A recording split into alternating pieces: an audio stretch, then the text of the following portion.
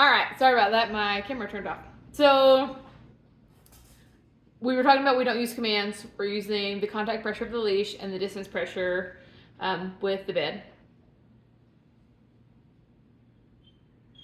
And then you asked the awesome question of how does a dog know which training step they're on? Is it based on the location? I didn't quite understand this question, so please clarify from the text that I sent and then from this video. But when Lulu and Norma are on the leash, it'll be a training leash.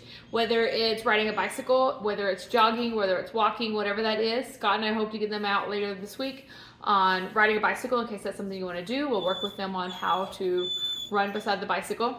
When they're on the training walks, they can do a different pace. It doesn't have to all be walking. It doesn't have to all be jogging. It can be run, walk, run, jog, jog, jog, walk, run. Like it can change up. It doesn't need crawl, Scott said. It doesn't have to be the same pace. They just need to match your pace. And you have to be in tune with them of like, oh, they're getting tired. I probably shouldn't keep dragging them. They're exhausted, right? So you have to kind of read them also and give that respect, but they're supposed to keep up with you and do your pace. So as far as like running and jogging and that sort of thing, you'll use your own leash, or you'll use a transitional leash that we're using, and it'll be a training walk or run or training jog or whatever. Once all the behaviors that brought you to us to be trained are gone, you can put back on your belt harness or whatever and jog hands-free. Whatever you were doing and you like to do, you can go back to that. This is just right now where we have to take away all of these freedoms and give them some structure and some boundaries, and then give them the ability to earn those privileges. The reflection space, I'll show you the reflection space actually because it's open right now. This is what we do for our reflection space. Let's see, Lulu has this one. Oh, it's kind of hard to see. It's like where normal people would wash their like laundry or their washer stuff, but ours is just this big room. And then Norma has the laundry room in the back, which is a big room also. It's back here. Their beds can come in here with them. So we bring their beds in and out. That's the blanket that goes on the bed. And then it's a giant room in there. So these are our reflection spaces. This one does have a window in it, but she can't see out of it because it's too tall. So there's no distractions. There's no dogs passing through. Both of these doors get shut and the dogs are in there. It gives them the ability to just think, to just decompress, and this is what I did good, and this is what I could have improved on, and this was good, and this was not. I know you mentioned a garage. A garage would be okay as long as it's not a place of distraction, of roughhousing, of running, of all my toys are here and I'm just like in party zone. This is my indoor play space. Then it's not a reflection space, it's an indoor play space. A lot of people use their garage or their porches as their free time space. They'll play fetch, they'll throw the ball, they'll wrestle, they'll run around. So it makes a really good free play space.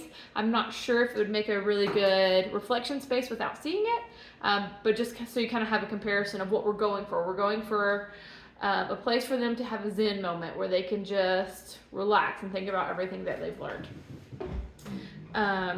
You can,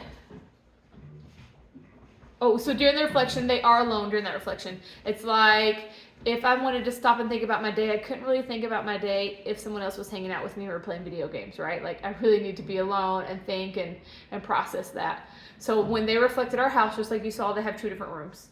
Again, reflection isn't going to last forever. It's just, again, in this moment of helping their training progress quickly. It's really going to help fast forward that training. You can move their beds around. You can have multiple cots. We talked about that already this morning in our video. One thing you asked about is putting their cots in your room while you're sleeping. You can't really, because then you can't watch them. A lot of people think, oh, I'll know if they get off their bed. You won't, because you're sleeping, because they quietly get off their bed.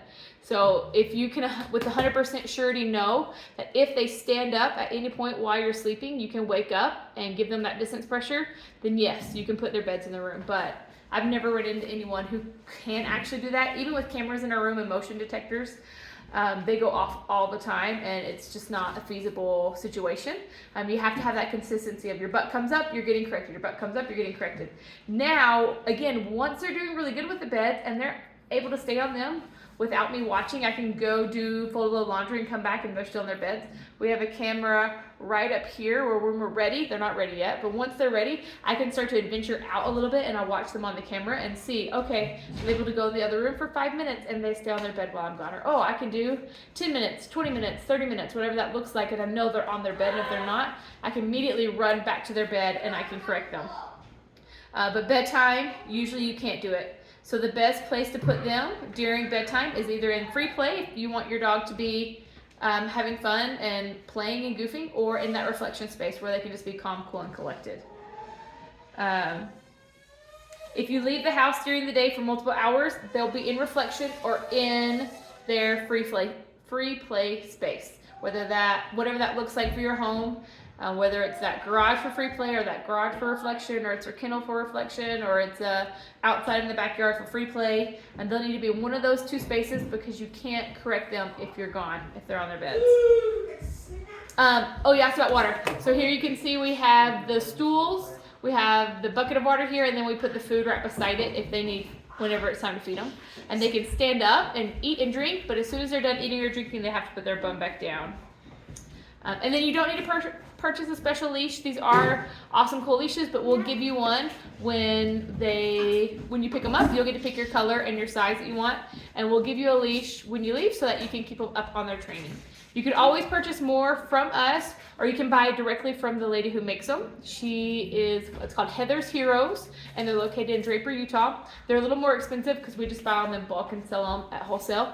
But they can like customize them and write names on them, or give you like a million different colors, where we only have like 3 color options. So it's always nice to have extra leashes if that's something you're interested in.